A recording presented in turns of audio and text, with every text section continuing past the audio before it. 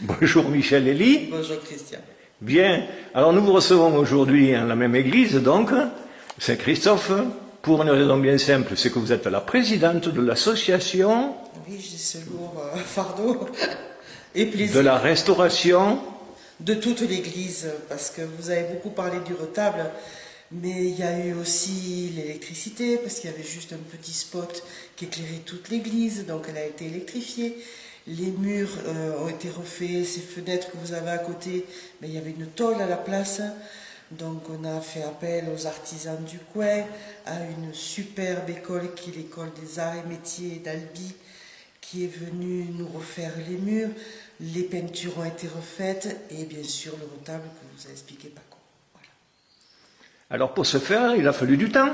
Il nous a fallu 7 ans, beaucoup d'énergie, beaucoup de persévérance, parce que ça n'a pas été simple. Les gens du village se sont beaucoup impliqués, puisque bon, il n'y a que 22 habitants à Jurviel, mais il y avait quand même 75 personnes à l'association qui ont piqué le ciment pour que l'école puisse venir, parce que sinon le budget ne passait pas, qui ont fait des drainages autour de l'église pour l'assainir, les dames sont venues nettoyer à grand renfort de seaux et de balais pour nettoyer au fur et à mesure des travaux. Ça a demandé beaucoup d'investissements personnels et de beaucoup de personnes. Et pécuniairement, comment ça s'est passé? Vous avez fait appel à subvention? Pécuniairement, on a été aidé beaucoup par la sous-préfète de Saint-Gaudens qui vraiment est venue même voir et nous a beaucoup aidé. Après les subventions normales de la région, du département,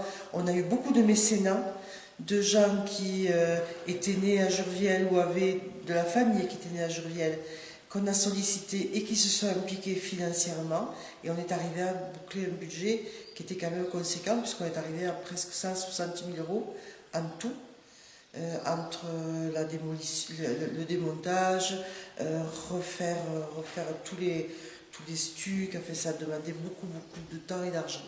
Alors il faut expliquer que quand on veut rénover et restaurer une église, on ne peut pas se le permettre sans l'avis de la DRAC. Alors, ma copine de la DRAC, je ne vais pas en dire du mal, mais c'est vrai que ça a été compliqué. Elle a compris quand même au bout d'un moment qu'il fallait nous aider, parce que quand on n'est pas professionnel de toutes ces démarches, c'est très très compliqué. Il y a eu des jours où on a failli baisser les bras, mais bon, en étant nombreux, il y en a toujours un pour pousser l'autre et ne pas tout mettre au feu et se mettre en colère et repartir et faire.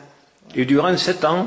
Et durant 7 ans, on a fait des balles, on a fait des lotos, un tas d'activités. Vous avez essayé de faire rentrer un peu d'argent. Et on a fait rentrer de l'argent. Et ça a aussi permis d'avoir un lien social entre les gens qui ne s'étaient pas vus depuis longtemps. On a eu des gens qui sont venus les larmes aux yeux en disant « mais je venais avec ma grand-mère, mais c'était pas comme ça ».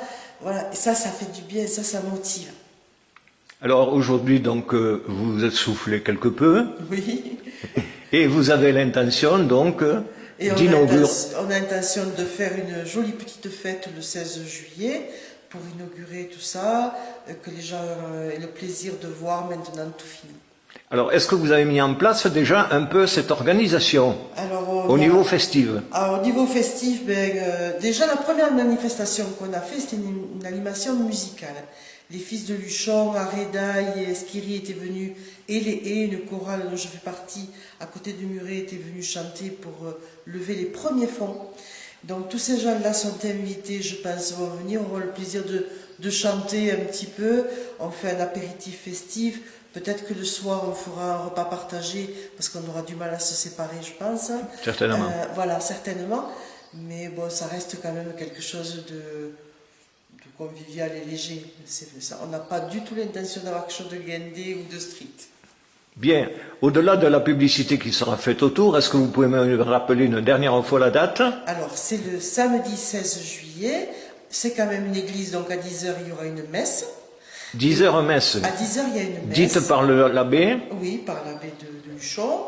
Et à 11h30, il y aura un apéritif sous chapiteau. La mairie nous procure un chapiteau, donc au cas où il ne ferait pas bon. mais il fera beau. Il fait beau ici toujours. Mais oui. Et donc il y aura un apéritif, concert, voilà, qui va durer un petit peu. Bien. Est-ce que Voilà. vous auriez autre chose à rajouter? Donc ça a été une chouette expérience. On a rencontré plein de gens super. On a été très intéressés avec des gens très intéressants. Voilà. Merci bien à vous. Merci. Merci de m'avoir reçu. Je vous en Je prie. remercie Paco en même temps. Oh, ben oui, vous pouvez. Vous m'avez bien reçu et je vous intégrerai. Au plaisir de vous retrouver. Au plaisir de se retrouver le 16. Bonne journée. Bonne journée.